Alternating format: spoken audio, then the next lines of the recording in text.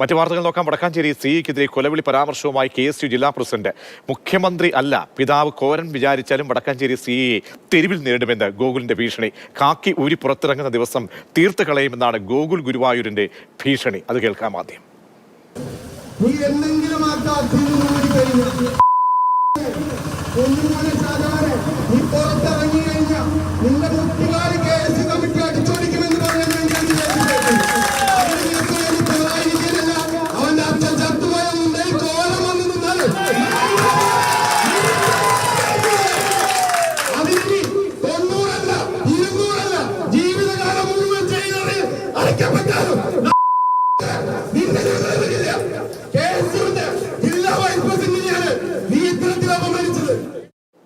MS Lishoy ചേരുന്നുണ്ട്. ലിഷോയ്, ഈ KSU വിദ്യാർത്ഥികളോട് കാട്ടിയ സമീപനം സിയുടെ ഭാഗത്തുണ്ടായതിനെ നമ്മളിപ്പോൾ എല്ലാവരും അപലപിക്കുന്ന സംഭവമാണ്. പക്ഷേ അതിന് എതിരെ ഉണ്ടാകുന്ന പ്രതിഷേധങ്ങൾ മാന്യമായിരിക്കണം, ഉപയോഗിക്കുന്ന പദപ്രയോഗങ്ങൾ സഭ്യമായിരിക്കണം.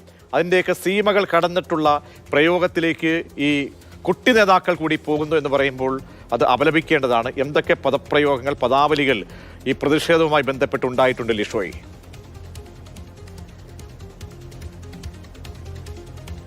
ലിഷോയിലേക്ക് എത്താം.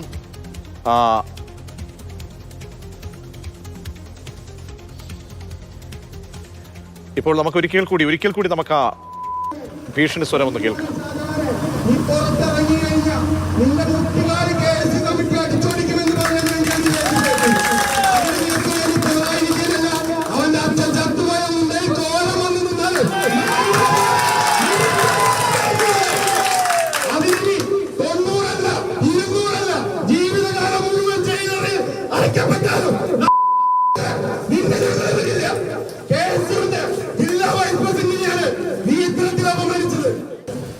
ലിഷോയ്, CA വിദ്യാർത്ഥികളോട് കാണിച്ചത് അങ്ങേയറ്റത്തെ അപലപിക്കേണ്ട വിഷയമാണ്. പക്ഷേ അതിനെതിരെ നടത്തുന്ന പ്രതിഷേധങ്ങൾ സഭ്യതയുടെ സീമകൾ വിട്ടുപോയോ? എന്തൊക്കെയാണ് ഈ വിദ്യാർത്ഥി നേതാക്കളുടെ ഭാഗത്തുനിന്ന് ഉണ്ടായിട്ടുള്ള പ്രതികരണങ്ങൾ?